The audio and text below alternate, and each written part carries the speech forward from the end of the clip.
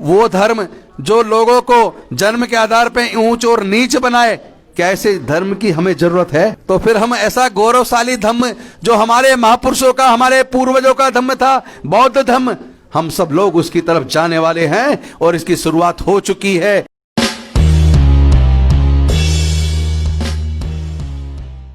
नमन करते हुए आप सबका अभिवादन करता हूं कि इतनी सुबह से इतनी कड़ी ठंड में, इतनी बारिश के बावजूद आप लोग आए हैं। ये आपका हमारे लिए प्यार इसमें छलकता है और मिशन के प्रति आपके अंदर कितना सच्चा समर्पण है, ये समर्पण भी इतनी कड़ी ठंड में, इतनी बारिश में, इतनी भारी संख्या में आपका आना आपके समर्पण को भी दर्शाता है।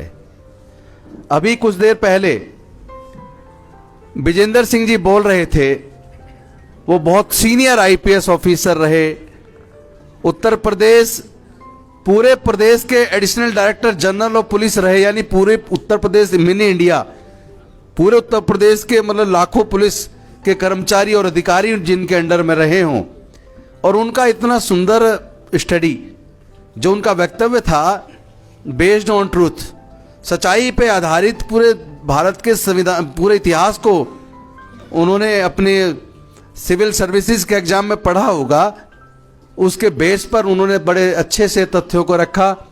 और मैं गर्व आज मुझे इसलिए भी हो रहा है कि हमारी एक साथी जो दिल्ली के अंदर सेक्रेटरी हैं मिशन जय भीम में, रोहिणी जी, उन्होंने जो एक सारगर्भित वक्तव्य रखा, उसमें मतलब ज्ञान की वो बातें जिसके लिए आपको किताबें कई सारी पढ़नी पड़ती, और उनके अपने इस 20-25 मिनट के वक्तव्य के अंदर उन्होंने पूरे ज्ञान की एक गंगा, ज्ञान का सागर उन्होंने अपनी उस वक्तव्य में रख दिया। और मैं समझता हूँ निश्चित तौर पर इन दोनों वक्ताओं के विचारों से आपको लाभ मिला होगा, और इन दो वक्ताओं के वक्तव्यों में आपको इतना कुछ आज सीखने को मिल गया कि अगर आपको यही सब पढ़ना पड़े तो आपको कई सारी किताबें अलग अलग राइटर्स की पढ़नी पड़ेंगी, तब आपको इतना ज्ञान मिलेगा।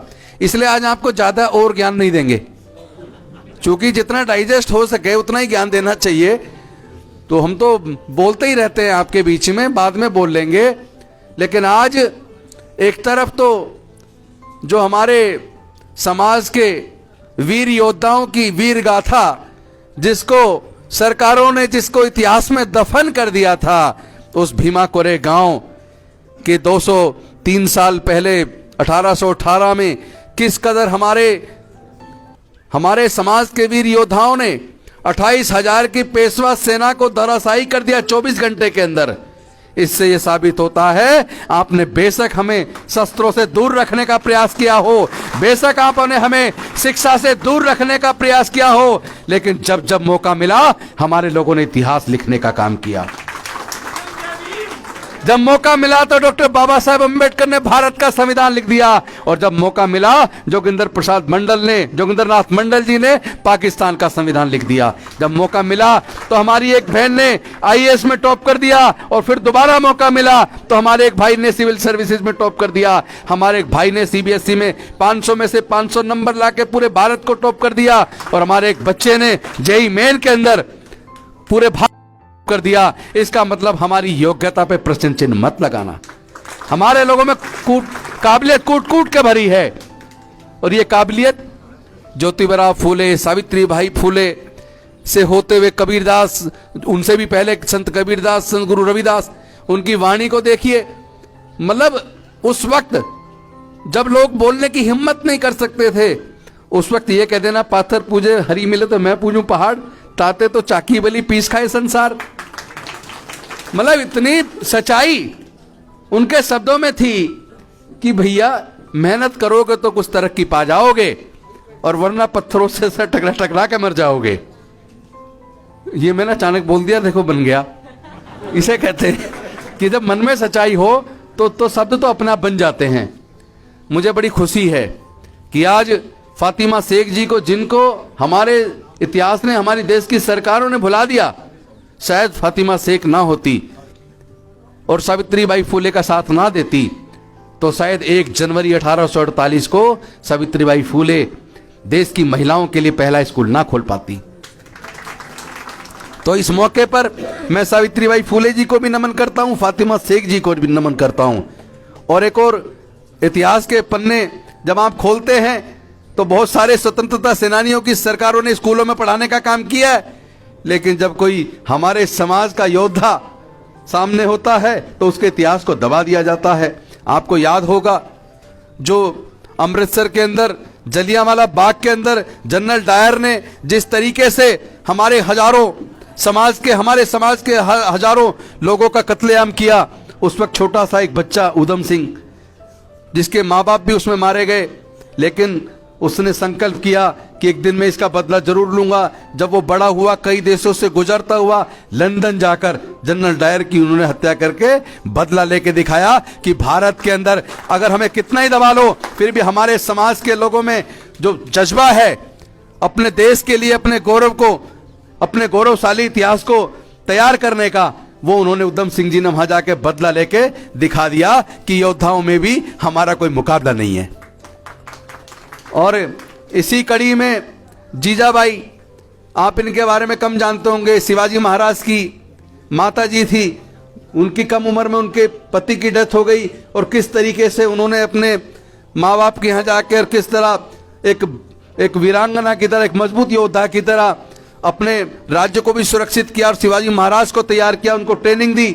तो ये अपने आप में बड़ा गौरवशाली बात है। तो मैं उनको भी आज नमन करता हूं और साथ ही साथ आप सबको नमन करता हूं कि इतनी ठंड के अंदर आप इतनी बारिश में इतने बढ़ चढ़ के आए। आपसे सिर्फ एक निवेदन करूंगा, जैसा निगम साहब बोल रहे थे, मैं आप सबसे पूछना चाहता हूं, वो धर्म जो लोगों को जन्म के आधार पर ऊंच और नीच बनाए, क्या ऐसे धर्म की हमें जरूरत है? नहीं है ना? तो फिर हम ऐसा गौरवशाली धर्म जो हमारे महापुरुषों का, हमारे पूर्वजों का धर्म था, बौद्ध धर्म, हम सब लोग उसकी तरफ जाने वाले हैं और इसकी शुरुआत हो चुकी है। मैं बाबा साहेब के जो महापरिनिर्वाण स्थल है, वो तो दीक्षा भूमि, जहां बाबा साहेब ने लाखों लोगों के साथ बौद्ध धर्म की दीक्षा 14 अक्टूबर 1956 को ली थी, मैं भी उसमें गया था। तो जब मैं बाहर निकला, जैसा निगम साहब ने बताया, अचानक कुछ ऐसी बातें हुई और मेरे मन ने तय किया कि डॉक्टर बाबा साहेब अम्बेडकर ने सपना देखा था भारत को बौद्ध में बनाने का, भारत से जातिवाद को खत्म करने का, भारत में सबको न्याय देने का। वो सपना काफी हद तक उन्होंने पूरा तो किया, लेकिन अभी उनकी जो इच्छा थी पूरी नहीं हुई है। और बाबा साहेब की इच्छा अगर पूरी नहीं हुई है तो क्या हम बाबा साहेब के बच्चे, हम इस लायक नहीं है कि बाबा साहेब की इच्छा को पूरा करें? हम हैं इस लायक या नहीं है? हम करेंगे, हम बाबा साहेब की इच्छा को पूरा करेंगे। जो सपना डॉक्टर बाबा साहेब अम्बेडकर ने भारत को बौद्ध में बनाने का देखा था, जिसमें समता हो, मैत्री हो, भाईचारा हो, न्याय हो, जहां सब एक समान हो, किसी का जाति के आधार पर शोषण ना हो, जाति मुक्त, भय मुक्त, शोषण मुक्त, एक ऐसे समाज की स्थापना बाबा साहेब करना चाहते थे जिसमें सबको समान रूप से आगे बढ़ने का अवसर हो। तो हम लोग बाबा साहेब के चरणों में, बाबा साहेब के सामने कसम खाते हैं कि बाबा साहेब, ये आपके बच्चे आपके सपने को पूरा करेंगे। हम सब लोग मिलकर भारत को बौद्ध में भारत बनाएंगे। जय भीम, जय भीम, जय भीम, जय भीम, जय भीम। डॉक्टर बाबा साहेब अम्बेडकर जी का जो ये स्तूप है, शौर्य स्तंभ के बगल में बाबा साहेब की फोटो लगी, आपको दिख रही है? मैं चाहता हूं आप उस फोटो की तरफ देख के और बाबा साहेब अम्बेडकर जी से यह वायदा करें कि डॉक्टर बाबा साहेब अम्बेडकर जी, आपने जो सपना देखा था भारत को बौद्ध में बनाने का, भारत को शोषण मुक्त बनाने का, भारत को किसी भी प्रकार से ऊंच नीच की भावना से मुक्त करने का और एक समता, मैत्री, भाईचारे पर आधारित न्यायपूर्ण समाज की स्थापना करने का, ए बाबा साहेब अम्बेडकर, हम आपसे वायदा करते हैं आपके इस सपने को हम पूरा जरूर करेंगे। एक बार सब बोल दो, पूरा करेंगे ना? सब लोग तैयार हैं? पूरी तरीके से तैयार हैं? तो जोर से बोले, जय भीम, जय भीम, जय भीम, जय भीम, जय भीम। तो आज हमारे कुछ साथी मिशन जय भीम के नए पदाधिकारी बने हैं, जिनमें से उत्तर प्रदेश का अध्यक्ष विजेंद्र जी, जो सीनियर आईपीएस हमारे additional director general of police से रिटायर हुए, उनको उत्तर प्रदेश का अध्यक्ष बनाया गया है और उन्होंने उसकी स्वीकृति दी है। मैं चाहता हूं एक बार सबके सामने रूबरू हो जाएं। तालियों से जोरदार स्वागत विजेंद्र जी का।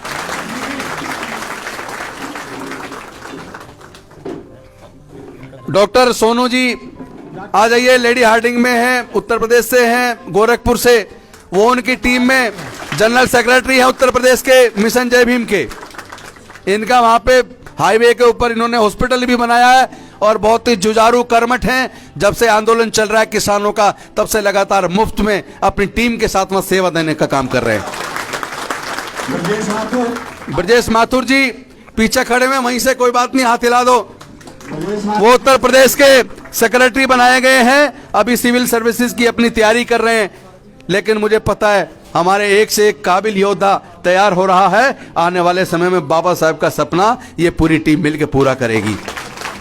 तो एक और खुशी की बात है, हम सबने मिशन जय भीम के माध्यम से तय किया था कि जो हमारा इतिहास दफन किया गया, जो इतिहास हमारा छुपा दिया गया, हम खोद खोद के उस इतिहास को निकालेंगे और जितने भी हमारे महापुरुष हुए हैं, हम उनकी जीवनी कम शब्दों में, कम पेज में, ताकि ज्यादा लोग पढ़ पाएं और सस्ते दाम पे छपवाएंगे ताकि लोगों तक पहुंचा सकें। तो पहली पुस्तिका बाबा साहब के जीवन चरित्र पे हमने निकाली, जिसका अभी 2 महीने वो अभी 1 महीने पहले 6 दिसंबर को अनावरण किया था।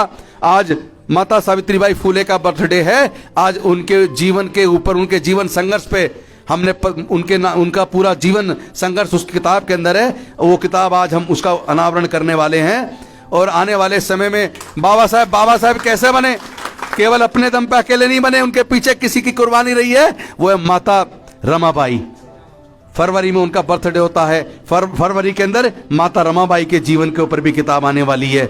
और उसके बाद मार्च के अंदर 15 मार्च को मानवर कांसीराम साहब का बर्थडे, जिन्होंने हमें राजनीतिक चेतना जगा के हुक्मरान बनने का सपना पूरा किया, उनकी किताब भी आने वाली है 15 मार्च को।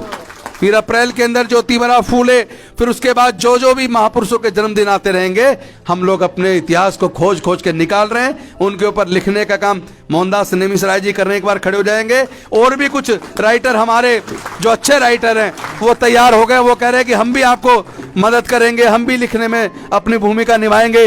अभी प्रोफेसर एन सुकुमार दिल्ली यूनिवर्सिटी से, उन्होंने कहा कि मैं भी लिखूंगा। और मैं समझता हूँ आने वाले समय में हमारे एक से एक बड़े जो काबिल विद्वान हैं, उनकी किताबें हमारे सामने मिशन जय भीम के माध्यम से आएंगी।